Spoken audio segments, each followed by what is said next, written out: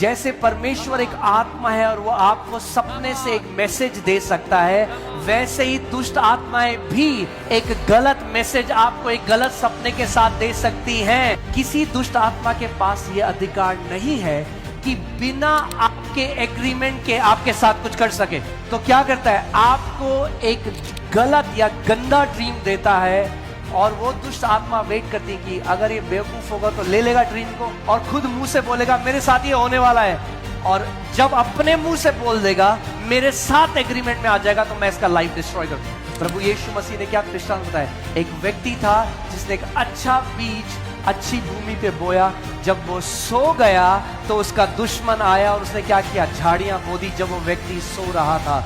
झाड़ियां बोई जाती हैं जब आप सोते हो। कई बार अगर कोई ड्रीम आया जिसमें आपने अपनी मृत्यु देखी, अपने किसी प्रियजन की मृत्यु हुए देखी, सुबह उठो, अधिकार लो, प्रभु यीशु मसीह के नाम में बोलो, शैतान मैं पैरों तले रौंदता हूं इस ड्रीम को और मैं ये घोषणा करता हूं कि ये ड्रीम मेरे और मेरे परिवार के ऊपर पूरा नहीं होगा, क्योंकि लिखा है। शैतान, मेरा परमेश्वर कहता है मैं दीर्घ आयु से तुझे तृप्त करूंगा और अपने उद्धार का दर्शन दिखाऊंगा।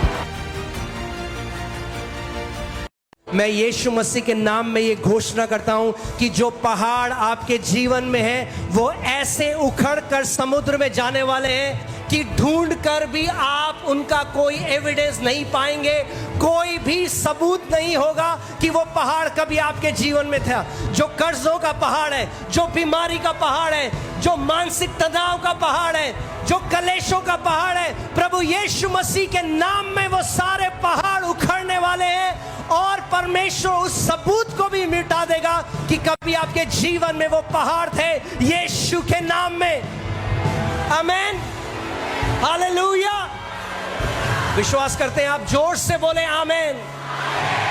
वचन के द्वारा सब कुछ संभव है। अरे शैतान डरता है उन मसीहों से जिनके मुंह में परमेश्वर का वचन है। वो डरता है एक ऐसी पीढ़ी से जो जान गए कि अगर मैं वचन में खड़ा हो गया तो शैतान का कोई काम नहीं हो सकता मेरे जीवन में। एक प्रतिज्ञा जिसने मुझे गरीबी से बाहर निकाला, और केवल मुझे बाहर नहीं निकाला, अब मेरी जनरेशंस कभी भी कमी घटी को नहीं देखेंगी, क्योंकि एक प्रतिज्ञा में इतनी ताकत है। और गुड न्यूज ये है कि ये प्रतिज्ञाएं केवल पास्टरों के लिए नहीं है, ये प्रतिज्ञा सारे विश्वासियों के लिए है और ये सबके लिए काम करता है।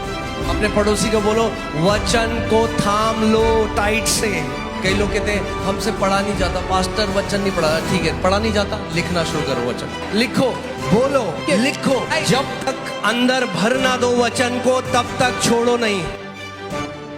सच्ची पवित्रता कपड़े नहीं, सच्ची पवित्रता सोच में पवित्रता है। जब आपकी सोच, जो आपके उठने बैठने के विचार हैं, जब वो पवित्र हो जाते हैं, दाऊद कहता है जब मेरा सर तकिए में जाता है तो तू मेरे विचारों को परखता है, तोलता है। आप जानते हैं यीशु मसीह ने कहा, क्योंकि परमेश्वर के लिए हमारी इमेजिनेशन रियलिटी है। उसने कहा अगर तुमने किसी पराई स्त्री को या पराये पुरुष को देखकर मन में, इमेजिनेशन में, कल्पना में व्यभिचार किया तो मेरी नजर में तुमने कर दिया।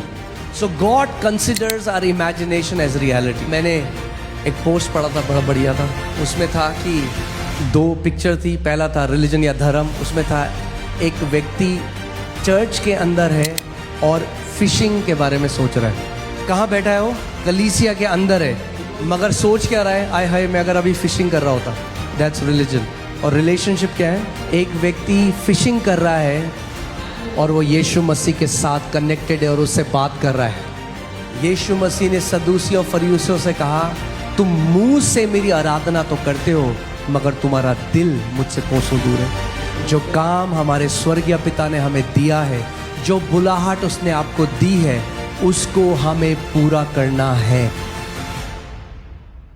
अरे मंत्र हो रहे, वहां मंत्र बोले, अरे कान बंद करो, मंत्र बोले।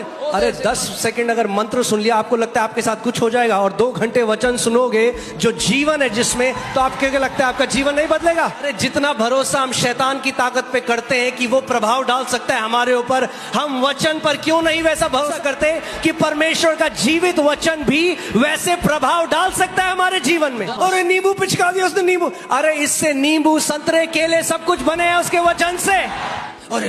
अरे वहां पे वो गाने चल रहे थे, अरे वहां पे अरे यहां पे हम परमेश्वर के भजन गा रहे हैं। क्यों नहीं हम परमेश्वर की एबिलिटी में ज्यादा भरोसा करते Why जितना हम don't we- शैतान की एबिलिटी में भरोसा करते हैं?